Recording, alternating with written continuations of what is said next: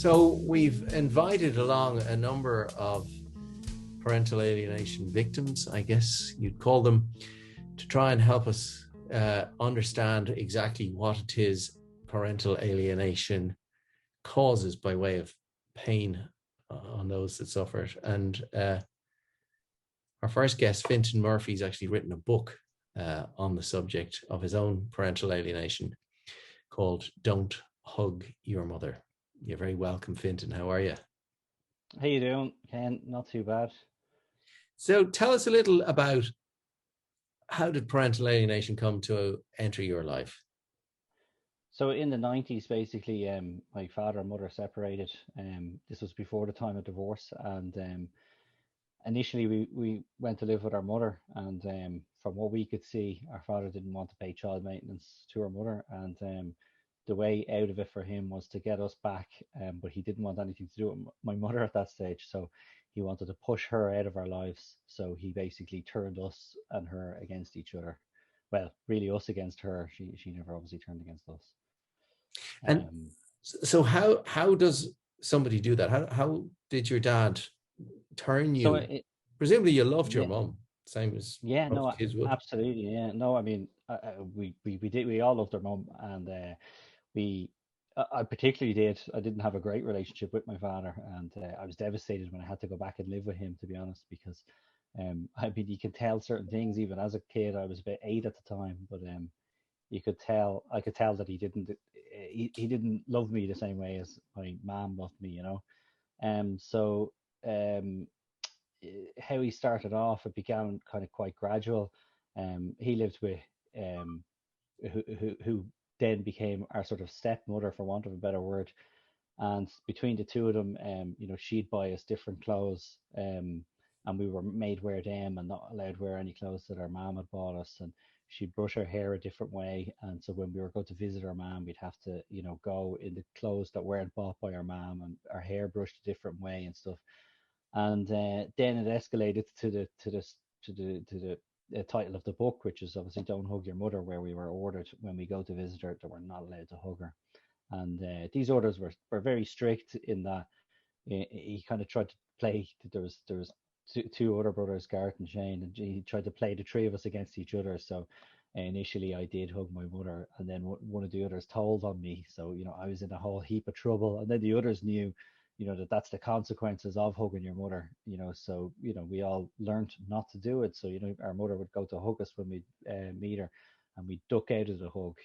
So that's what it grew to. And at that stage, it's at that point where he's trying to turn you against it, and it becomes, for you as the child, you know it's nearly easier to not see your mother, because it's not, it's awkward. Obviously, you're meeting your mom, you're not allowed to hug her, you're not really allowed to say why. She doesn't know what's going on, you're not allowed to accept presents from her. And he's constantly in the background, our father, every time we're going, she doesn't, telling us she doesn't love you. She's this, that, and the other, and the whole lot, kind of trying to undermine and call her different things. Um, and then it got into my head a bit, was, well, at the end of the day, I'm here living with my father, who's a bit of a tyrant. He's abusive and everything else. Um, he keeps on saying that she is this, that, and the other. And then when I think about it, my mother hasn't saved me from him, so to speak. So I start to believe an element of it, and when he's saying she doesn't care for you, I'm kind of going, well, why isn't she here, demanding that I don't live here, you know what I mean, and that I don't suffer through this, not really understanding the bigger picture around it. As a And kid, then, of course, yeah, you can't understand what your parents feel. As an adult, presumably you can imagine now the pain that your mother would have been going through. But as a child, when you were pulling away from her hugs and that kind of stuff, what went through your head in terms of, did you know that you were hurting your mom? Did you think about that, yeah, or was it just pure self-preservation? yeah, I know. I mean, you knew, but I mean, you knew you were, but you felt you didn't have an option. And it was almost, as I say, it was almost like when you're a child, you're 8 years of age. It's up to kind of, you feel like your parents are there to protect you, so to speak. and you can see this one parent, your father, isn't protecting you. So you're kind of looking, going, well, you know what I mean? I'm not allowed to hug you because of that guy who you're allowing me, so it seems to me, to live with, and you're not doing anything about it because I can't see her. I don't see her visiting her solicitor or talking to her solicitor, things like that. So I don't know any of that part of it as an 8-year-old. So you, of course, didn't see your mother going to the solicitors, and therefore, didn't know what she was doing, and presumably she didn't discuss it with you either. No, I mean, my mother was obviously, her thought process would have been don't involve the children, which is really the correct way of doing things. So she wouldn't discuss what's going on with the solicitor and what's going on with this. Whereas her father, on the other hand, had us, we were all on team dad, so to speak, where he would have us, we'd have family meetings around the kitchen table to discuss what we're going to say when it does go to court and how we're going to depict our mother as this, big bad person. That we have to tell the court that we don't love her and that we don't want anything to do with her, which we all disagreed with. But at that stage, we were kind of saying, well, what's the consequences of us actually disagreeing? Now, thankfully, it never came. The court never called us in and asked us. But I mean, it's hard to say what would have happened if we had have. I like to think that I would have stood up and said, no, to hell with it. But I don't know. I can't say. But you We wouldn't be never. expected to. You're a kid, you know. No, absolutely, and I wouldn't be surprised if I didn't, and if I just said, "Look, he's going to beat me up if I don't." So, And tell me, Fintan, as an adult now, having lived through that experience as a child, if you were able to talk to a child, a parent who's has a child in the same situation you were in, how would you advise that parent to behave in the best interests of the child they love? yeah, I mean, look, I've spoken to loads of parents who are in that position, and the main thing is for them to not give up hope that there is hope. But I do realize that every moment that's passing is a moment that they're missing of the child's life, and it's a moment that the child is missing of that parent's life. But the problem really is, I mean, for me, it still seems to be is the kind of lack of knowledge on parental alienation within the courts, within the lack of detection of it, the slowness of the courts. So when someone actually is in a court case, you could miss 4 or 5 years of your child's life before something's sorted out or whatever like that because it moves so slowly and things like this. So to say to a parent would be just keep on fighting the good fight, and be as honest with the kid as possible, and So you when know you uh, say be as honest with the kid, but at the same time, don't tell them about the fact that you're fighting to see them using solicitors and that kind of thing.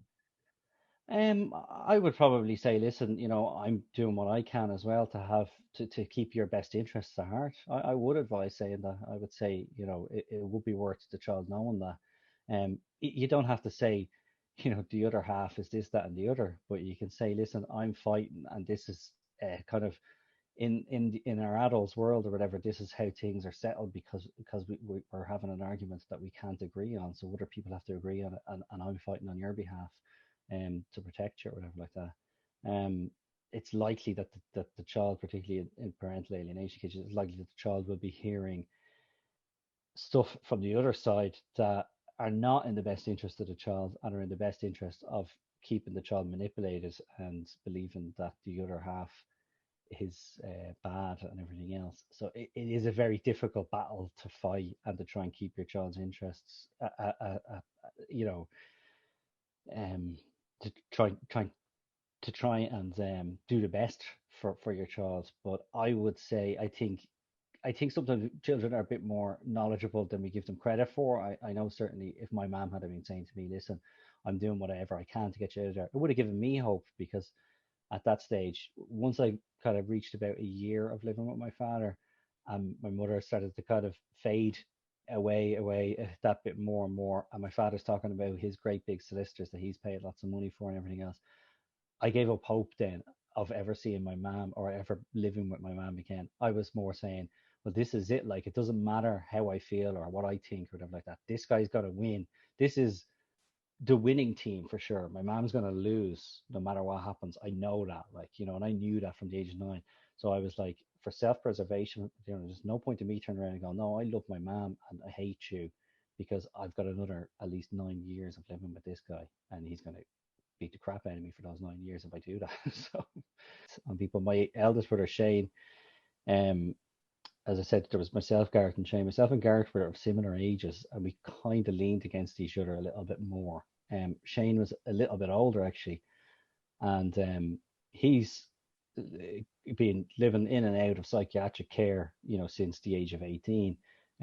He his first breakdown came on our, as we called her, as we called her, our stepmother, so for want of a better word, on her birthday when Shane was down against our father's wishes, obviously seeing our mother in our mother's house, and obviously the conflict and everything in his brain because he was so manipulated by our father to hate this woman he was down with, and he was down there visiting her on the person who he was supposed to pretend was his mother, which is the woman our father then brought into his life, that he just ran out into the field, saw red, as Shane explains it, and he had a breakdown then. And since then, he spent, I mean, years living in psychiatric care. He's in and out of it. He's in psychiatric care at the moment.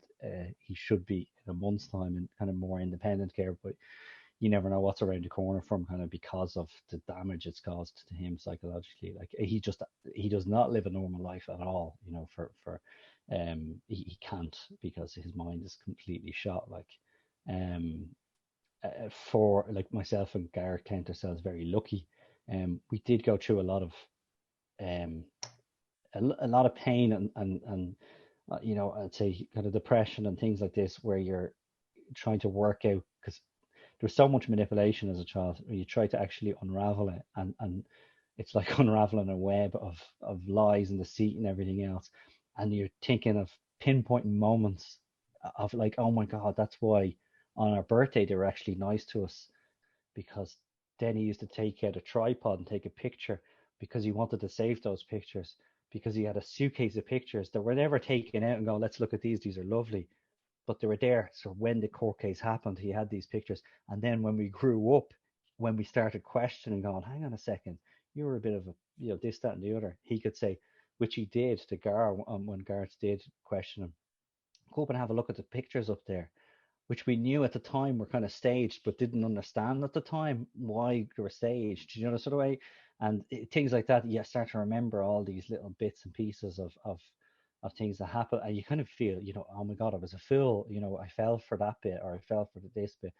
But you were 8 and 9 and 10 years old and 11 or whatever, you're boys, just trying to get by. So, um, but it did have a huge damaging effect, as I said.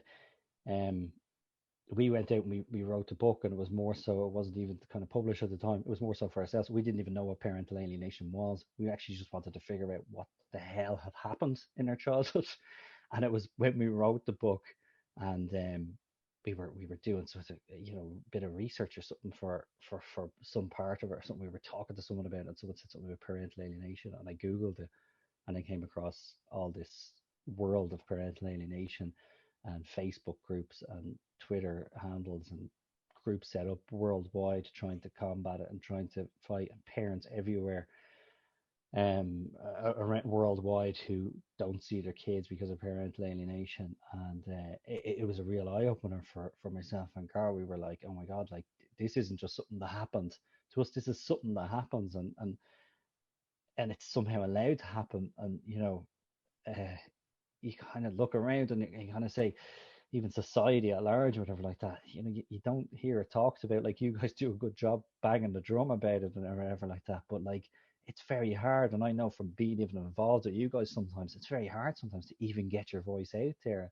and people are trying to say, it doesn't exist, and it doesn't. I'm like, how can you say it doesn't exist? It happens to me and Gar, and you know what I mean.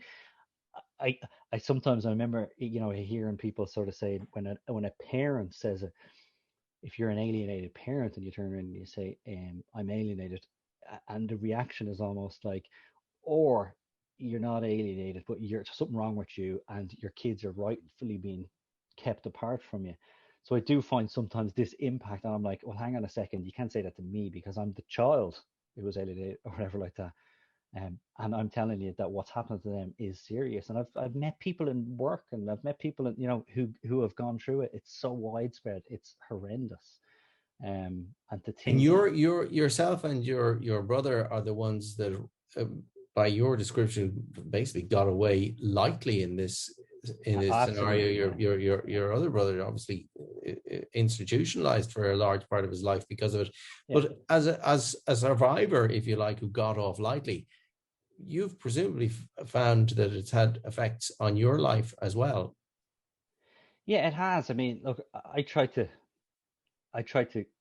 get the positives out of thing, if that makes sense. Someone said making lemonade out of lemons, so to speak. So to try and get something positive out of something that bad that happened. There are times there's no point in me dwell. I used to a little bit, but there's no point in me dwelling on it. But it's hard sometimes not to get angry. That you're kind of like, you only get one childhood, and mine was taken away from me. As far, you know what I mean. I didn't have that childhood. Um, so, but if I was to just remain bitterly angry and bitter and resentment or whatever, it would just actually deteriorate myself. So instead of that, I just try to kind of see, like, help with things like this or whatever like that. Talk to anyone who is looking for a hand, or a bit of advice or whatever I can give or whatever like that. If that can help, at least that's a bit positive. And if there's anything then that comes out of it, it would be great to see. Every time there's something on parental alienation in the media or something like that, and people are talking about it, and county councillors vote, and so, it's always great to see it. Always, it's saying, look, just positive steps going forward, and we're just hoping that our story can kind of help that in some way as well. But in terms of, like, I'm a parent myself, I've kids myself, and the whole lot, and it brings almost a different perspective. Like, I can't, if I'm in bed or something a minute past 9 or something, and my son is like, get up, I'm like feeling guilty, because I'm like going, never ever ever be mean to your kids, because they've only got this one childhood, and I know that, and I appreciate that, and that kind of brings it to the positive side of things, if that makes sense. And myself, I'm happily married to my wife and everything else, but like, I do sometimes think, I'm like, can you imagine? I look at my kids, like, even one who's 7, and I'm like going, can you imagine if we did split up? Can you imagine one of us, like, and I can't, saying to him, don't be looking at that other person, don't be hugging her, or you know what I mean? I'm just like, how can a person do that? Like, it's just so it is quite odd to know that that guy is my father, like my flesh and blood sort of thing, and he is this evil man, like, and I do think they some of these alienator parents or whatever like that. I know some of them have fantastic distorted thoughts to deceive themselves into believing that what they're doing is right in some way or whatever. But there is no way that keeping your children away from one of their parents is in any way beneficial for them. It's only beneficial for you. It's only selfish thinking on the alienated parents, and it's one of to do that to your child, to keep a parent, the other parent, away from your child. It's just one of the most selfish things you could possibly do, and it's being a really, really, really bad parent. Which, I just think back to my father. I just go, he was a really, really bad father. But It's a fascinating insight, Fintan. We're going to obviously come back and do a full-on interview with Fintan at a later stage. The book is Don't Hug Your Mother, and that was Fintan Murphy.